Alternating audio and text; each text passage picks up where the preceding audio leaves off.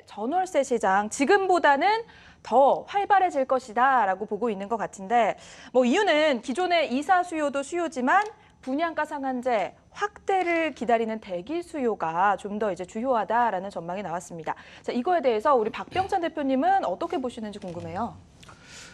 네. 지금 최근의 시장 흐름이 네. 그 매매가 그리고 전세가 모두 오르고 있어요. 그리고 그 올라가는 폭 자체도 증가하고 있습니다. 이 상태에서 이제 가을 이사철을 맞이하게 되면은 조금 더 전월세 시장의 수요가 늘 것 같고요. 그리고 말씀처럼 이제 분양가 상한제를 시행하게 되면은 그 좀 전세로 계시면서 또 내 집 마련 시기를 청약으로 노려보겠다는 수요가 늘 거기 때문에 네. 전세 시장은 하반기에 생각보다 좀 강세를 띨 만한 소지도 충분히 보인다. 이렇게 예측이 됩니다. 네, 그렇습니다. 이경민 전문가님은 어떻게 보시나요? 지금 뭐 분양가 상한제에 대한 이 규제 예고에 대한 이 심리가 미리 다 이 전월세 시장에 선 반영됐다라고 이제 보여지고 있고요. 네. 일단 지금 한국감정원 지금 이 자료에 의하면요, 그 서울시 지금 아파트 전셋값 상승률을 보시면요, 지금 8월 넷째 주에 0.04% 정도 상승이 됐거든요. 근데 이게 지금 연 10년치의 거의 한 두 번째 가장 높은 최대치라고 보시면 될 것 같아요. 네. 그래서 굉장히 많아졌다. 그렇게 보여지고 있고요. 그리고 2007년도 때 우리 그 노무현 정부 때 이때 이제 민간 택지 분양가 상한제가 적용이 됐었죠. 이 시기에 이 그 전국 아파트의 그 전세가 상승률이요, 1.9% 정도가 나왔거든요. 근데 이게 지금 2년이 지난 시점, 2009년도 때, 그때 지금 한 4.5%까지 굉장히 많이 상승이 됐습니다. 네. 그렇다면 분양가 상한제가 도입이 된다면 노무현 정부 때와 좀 유사한 양상으로 흘러가지 않을까 그렇게 보여지고 있거든요. 네. 그렇습니다. 네. 자, 그런데 네네. 사실 지역적인 편차는 조금 있지 않을까라는 생각이 드는 게 뭐 크게 보면은 수도권과 지방이 있겠고요. 수도권 안에서는 강동구를 보면요, 사실 네. 하반기에 입주 물량 쏟아지는 거 너무 많다 이런 얘기들이 나오고 있잖아요.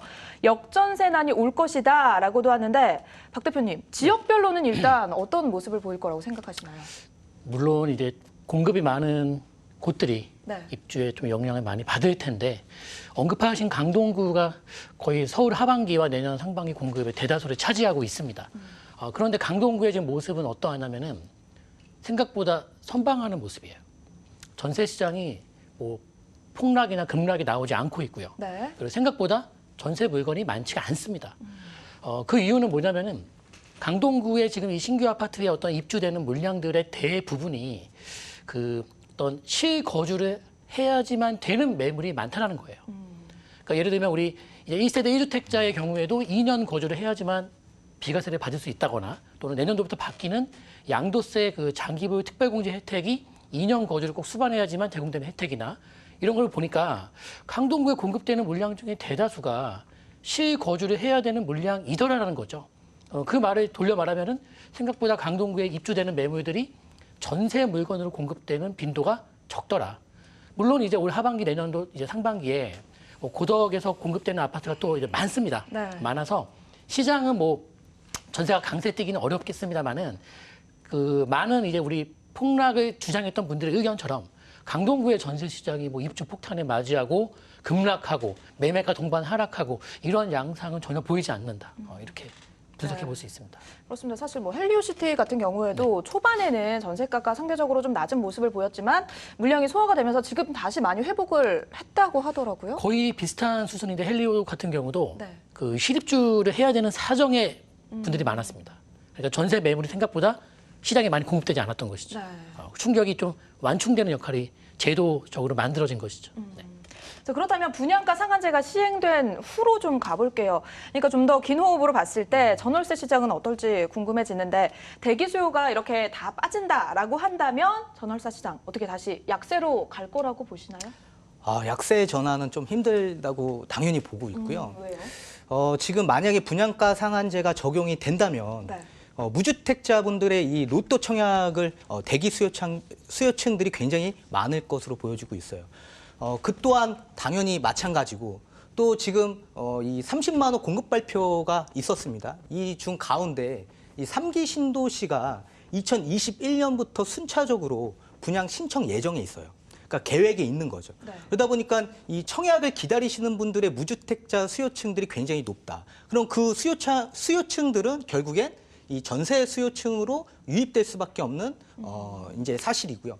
그리고 이제 조금 더 집중적으로 본다면 이 지금 우리가 공급 억제뿐만 아니라 수요 억제 정책도 지금 같이 병행되고 있거든요. 근데 실거주자 입장에서도 물론 마찬가지 주택을 매수하고 싶어도 지금 대출 규제 때문에 대출이 안 나와요.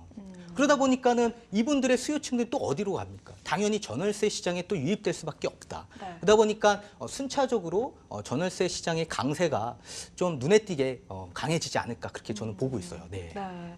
지금 뭐 이제 상환 능력이 있는 무주택자들도 지금 네. 대출이 불가능한 상황이다라는 그렇죠. 얘기들이 굉장히 나오고 있는데 그 부분에 있어서 정책의 변환이 이루어지지 않는다면 뭐 전월세 시장이 좀 갑자기 약세로 전환하고 그런 일은 없을 것이다. 없죠. 네, 그런 네, 말씀이신 것 없을 것 같습니다. 같아요.